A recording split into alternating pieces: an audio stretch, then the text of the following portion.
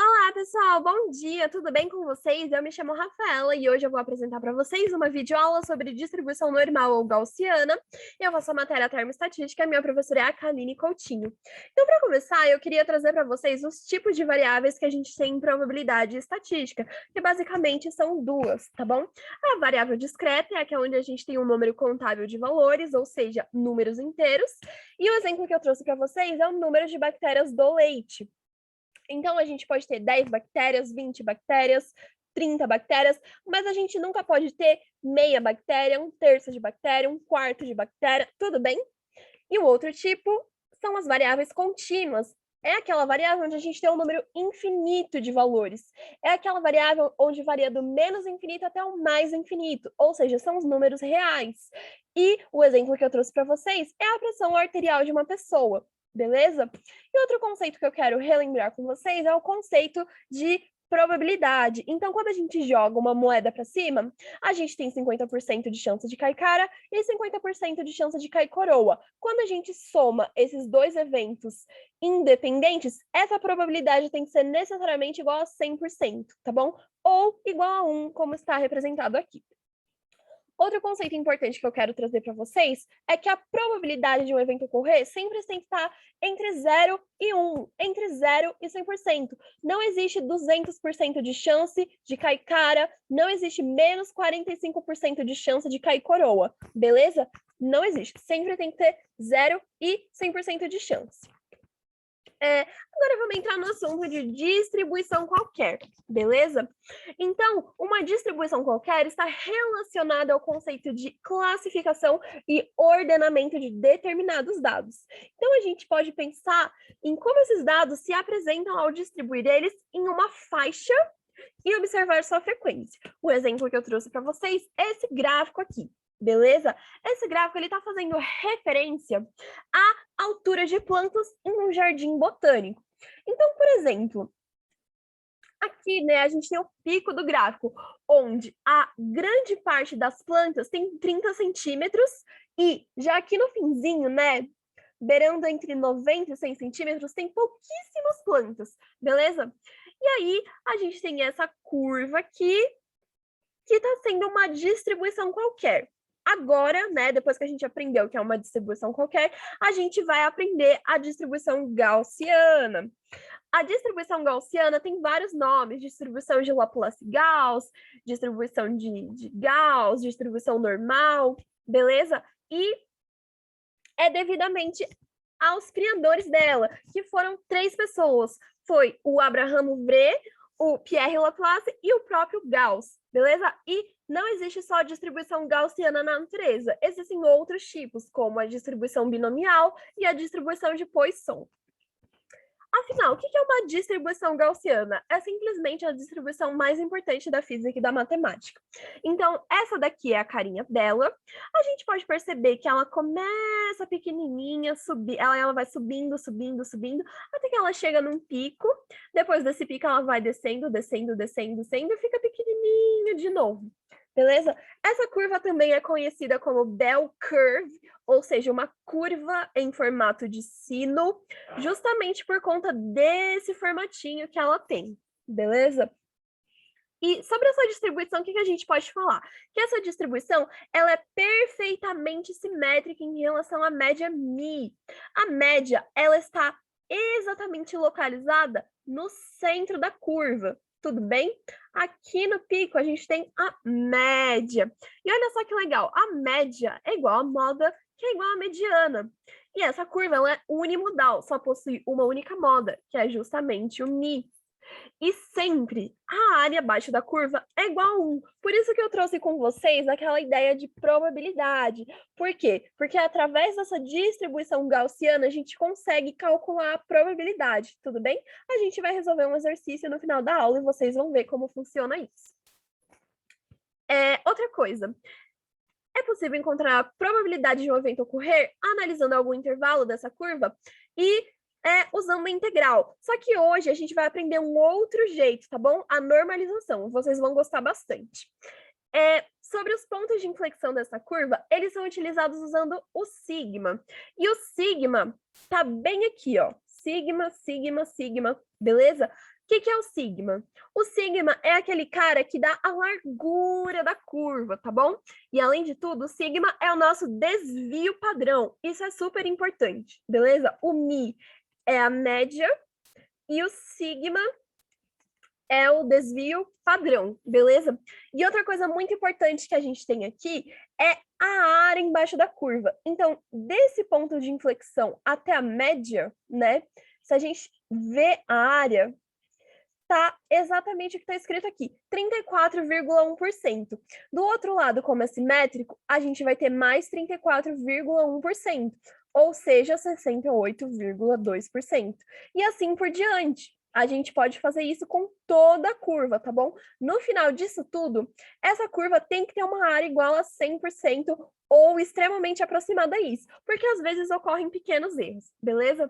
E aqui embaixo, novamente, para reforçar a ideia, a gente tem, por exemplo, a média aqui, aí aqui, mais sigma, mais 2 sigma, mais 3 sigma. Do outro lado é a mesma coisa, menos sigma, menos 2 sigma, menos 3 sigma. O que é isso? É a largura da curva, beleza? Agora vamos aprender a representação matemática, porque vai ser extremamente útil para a gente. Então, vamos imaginar que a gente tem x, né? Seja x uma variável aleatória contínua, x terá uma distribuição normal se a função de densidade de probabilidade for dada por isso daqui. O que isso significa? Aqui está falando que é uma função, né? E essa função ela vai ser igual a 1 sobre sigma, sigma é o desvio padrão, multiplicado por raiz quadrada de 2π. O π é aquele número que a gente conhece mesmo, 3,14, 15, 9, 2 e por aí vai. Multiplicado por e. O e é a base do log natural, beleza? Também conhecido como número de Euler. E aí, esse número de Euler vai estar elevado a menos meio, que vai estar multiplicado por x, que é a nossa variável aleatória, menos mi, que é a média, dividido por sigma, tá bom? E tudo isso vai estar elevado ao quadrado. Lembrando que o x, como ela é uma variável contínua, então ele vai estar no intervalo de menos infinito até o mais infinito, beleza? Então, olha só, no modelo gaussiano, o que a gente vai ter? A gente vai ter que a média também pode assumir um valor de menos infinito até mais infinito, só que o desvio padrão, ele só pode ter valores positivos, porque não existe um desvio padrão negativo, beleza? E além disso, a notação que a gente encontra nos livros é a seguinte, x to n, parênteses, mi, vírgula, sigma ao quadrado. O que isso significa? Que x é uma variável aleatória, e o x tem distribuição normal, por isso n, com média mi e variância sigma ao quadrado, beleza? Porque o desvio padrão é justamente a raiz quadrada da variância, certo? Então, olha só o que mais que eu trouxe para vocês. Para calcular o valor médio de x, é muito simples. A gente simplesmente pega todos os valores de x e a gente multiplica pela probabilidade, beleza? E aí, para calcular o desvio padrão, a gente tem dois jeitos. A gente pode calcular como sendo a raiz quadrada de x menos sigma ao quadrado, ou o desvio padrão vai ser dado por raiz de x ao quadrado menos o x quadrático. Tudo bem? E aí, para fazer os cálculos de probabilidade, a gente tem que pegar essa notação aqui e transformar nessa outra aqui, x to n 0,1. O que isso significa? Que o x ele vai ter uma distribuição normal com média 0 e desvio padrão 1, beleza? Olha só aqui como que a gente faz a normalização. Então, a gente vai chamar essa normalização de z, onde z vai ser a nossa constante, e vai falar que z é igual a x menos mi dividido por sigma. Beleza? A gente vai usar isso daqui no nosso exercício no final da aula. E aí, para o cálculo da probabilidade, a gente utiliza a seguinte notação. Então, a probabilidade de x ocorrer tem que estar entre um intervalo e outro intervalo, beleza? Não existe a probabilidade de um ponto na curva gaussiana ocorrer. Não, tem que ser de um intervalo a outro intervalo. E isso aqui é a mesma coisa de eu falar para a gente calcular a integral de um intervalo de A até B da função da densidade de probabilidade que eu acabei de mostrar para vocês. Só que, no caso, isso daqui, a gente não consegue calcular manualmente, porque dá muito trabalho, tá bom? A gente vai usar métodos numéricos, que no caso vai ser a nossa normalização. Beleza, pessoal? Agora, sobre a representação gráfica, isso daqui é muito interessante. Então, aqui a gente tem a nossa primeira situação, onde o μ1 é menor que o μ2. Então, μ1 é menor do que o μ2. E o desvio padrão 1 é igual ao desvio padrão 2. O que o μ significa? O μ é a média, né? Vai ser o pico da nossa curva. Beleza? E o μ, ele vai informar onde a curva está centrada, obviamente. Agora, sobre os desvios padrões. Aqui a gente tem uma outra situação, onde o μ1 é igual ao μ2, só que o desvio padrão 1, ele é menor que o desvio padrão 2. E olha só o que acontece. Quanto menor for o desvio, mais alongada a curva vai ser. E quanto maior for o desvio, mais achatada a curva vai ser. Beleza? Agora eu trouxe aqui exemplos de distribuições normais no cotidiano. Por exemplo, a nota dos alunos em uma prova. Por quê? Porque tem pouquíssimos alunos que tiram 1, 2, 3, aí vai subindo, a maior parte da sala tira 5, 6, e pouquíssimos tiram 9, 10. Beleza?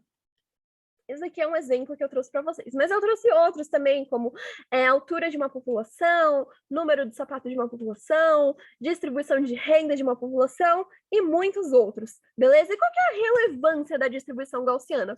É o seguinte, a distribuição gaussiana é o principal modelo probabilístico contínuo que a gente tem aí na física e na matemática. Ela desempenha um papel preponderante na inferência estatística, que é uma área dentro da estatística, beleza? E muitos fenômenos naturais seguem esse modelo. Eu já vou mostrar para vocês mais alguns exemplos para ficar mais claro na cabeça de todo mundo, beleza? E essa distribuição é extremamente importante aqui, ó, na distribuição de Maxwell-Boltzmann, que tem aplicações muito legais na física e na química. E, além de tudo, a distribuição gaussiana consegue modelar inconstáveis situações, tanto de cunho natural, quanto psicológico, quanto educacional, quanto estatístico, quanto social, enfim, essa curva, ela tem uma usabilidade incrível. É extremamente grande o tanto de coisas que a gente consegue fazer usando a distribuição gaussiana, beleza? Agora aqui os exemplos que eu trouxe para vocês. Por exemplo, a gente pode usar a distribuição gaussiana na epidemiologia, na astroestatística, na demografia, na teoria dos jogos, na climatologia, no método de Monte Carlo, na biometria, na econometria, e em muitas outras situações. É muito grande, tem muitas possibilidades. Tudo bem? Agora eu trouxe a representação gráfica com o meu número USP. Tudo bem que foi pedido para a gente fazer isso. Então, o meu número USP é 11, 81, 34, 35. Aí, o que a gente fez? A média, né, foram os dois antepenúltimos números, e o desvio padrão foram os dois últimos números.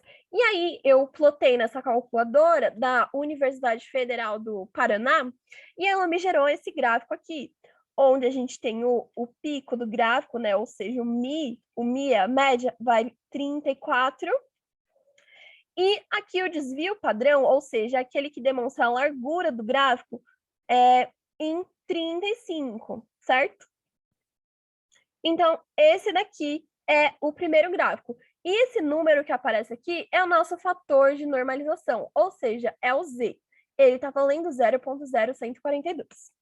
Agora, na segunda vez que eu fiz isso, qual que foi a diferença? Eu somei 10 no valor médio do gráfico. E o que aconteceu? Simplesmente o pico do gráfico se deslocou, né? Antes era 34, agora se tornou 44. E olha só que interessante. Agora a gente tem 0,0103. E antes a gente tinha 0,0142. Ou seja, o Z diminuiu conforme o Mi aumentou, tudo bem? E o desvio padrão continua a mesma coisa. Na terceira situação, foi pedido para a gente subtrair 20 no valor médio do gráfico, ou seja, o Mi. O Mi agora passou a ser 14, ok? E olha só o que aconteceu, 0,02. E aqui estava 0,01. Ou seja, conforme o Mi diminui, o Z vai aumentando, beleza? Agora, a quarta situação, o que que a gente fez? A gente dividiu o desvio padrão por 5, ou seja, 35 dividido por 5 dá 7. E olha só o que que aconteceu. Vocês podem reparar que a escala de um gráfico para o outro mudou, né? Aqui a gente está terminando com 0,01 e aqui a gente já está terminando com 0,05. Ou seja, o que está fazendo? A curva está ficando mais achatadinha, beleza? E aqui o Z, como o desvio padrão está muito pequenininho, ele deu 0,00009, tá? Eu sei disso porque eu plotei no GeoGebra, que é um outro software. Só que nessa calculadora aqui que eu usei, ele já arredondou para zero direto, beleza? E o Mi, que é a média, continua sendo o número 34. Por fim, a última situação que a gente tem aqui é onde a gente multiplicou o desvio padrão por 3, ou seja, 35 vezes 3 deu 105, tá? E o Mi continua igual, então o Mi continua aqui, 34, e o desvio padrão, ele aumentou muito. E olha só como a escala também mudou. Vocês perceberam como a escala aumentou muito? Então, olha só, enquanto aqui a gente tem uma curva achatadinha, aqui a curva vai estar bem alongadinha, né? Bem compridinha. Então, eu espero que tenha dado para entender as diferenças quando a gente vai mexendo nesses parâmetros, beleza? Tudo bem? Então, agora a gente vai resolver um exercício de aplicação. Olha só, eu vou ler com vocês. Qual a probabilidade de escolher-se de forma aleatória, numa só tentativa, uma pessoa que tenha renda anual entre $4.000 e $7.000, morador de Nova York, sabendo que a renda média dessa cidade é de $5.000 e o desvio padrão é de $1.500? Sabe-se que a renda populacional possui uma distribuição normal. Então, primeira coisa, vamos grifar os dados mais importantes, tudo bem? E aí, o que que a gente vai fazer? A gente já vai começar escrevendo aqui o que que a gente precisa. Então, olha só. Ele quer a probabilidade de escolher-se de forma aleatória uma pessoa que tenha renda entre 4.000 e 7.000. Então, a nossa variável x vai ser a renda. Tudo bem? E aí, depois ele fala que a renda média desta cidade é de $5.000. Então, o Mi, que vai ser a média, vai ser 5.000. E o desvio padrão é $1.500. Ou seja, o Mi vai ser $1.500. Agora, basta a gente usar aquela notação que eu ensinei para vocês na aula, que é o x, né? Ele vai estar entre uma variável A e uma variável B. Ora, que variável é essa? Não é o salário? Não é o 4.000 e o 7.000? Não é? Então, agora a gente vai escrever isso e a gente vai usar a normalização. Como que é a normalização mesmo? É assim, o Z é igual a x menos mi dividido por sigma, beleza? A gente vai usar isso daqui para normalizar, e aí a gente vai procurar na tabela que eu falei que a gente usar para encontrar de uma forma mais fácil, sem precisar usar integral, tudo bem? Então, deixa eu pegar uma caneta de uma outra cor, pegar uma caneta verde aqui, e a gente vai ficar, então, com P vai estar entre o A gente vai substituir por isso aqui, tá? Então, o X vai ser a nossa renda, né? Que vai ser 4.000 no caso. 4.000 menos o Mi, que vai ser a renda, 5.000. Opa, faltou um zero aqui, desculpa. Dividido por sigma. O sigma é o 1.500. Beleza? Ok. Só que aqui, gente, aqui já vai ser o Z, né? Não vai ser mais o X, porque a gente já está normalizando. Então, vamos escrever o Z aqui ao invés do X. Aí, a gente vai ter aqui 7.000 menos 5.000 dividido por 1.500, beleza?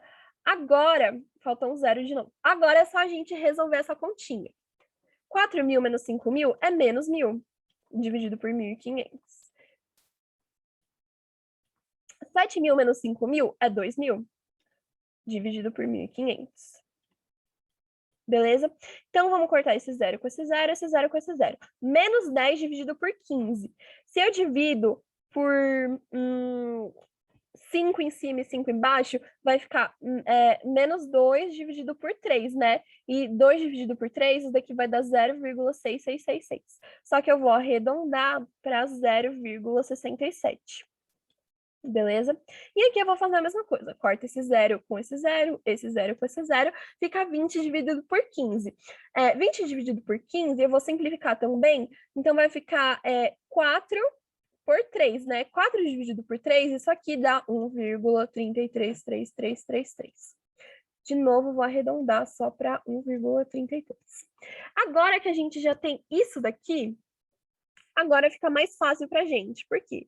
Porque aí a gente pode desenhar a gaussiana já, para ver como que vai ficar a carinha da nossa curva, beleza? Então, eu deixei aqui, ó, de ladinho a nossa probabilidade e vou tentar desenhar a gaussiana. Lembrando que eu estou desenhando a mão livre aqui, então vamos ver se eu consigo.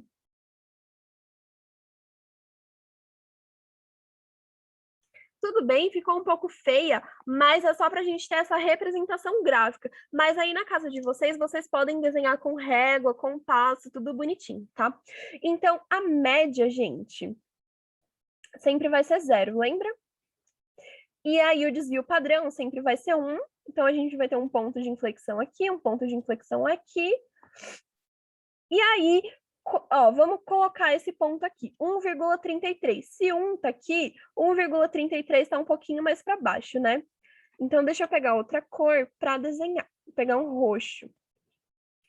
Tá? Então, de 0 até 1,33, a gente vai ter essa área aqui.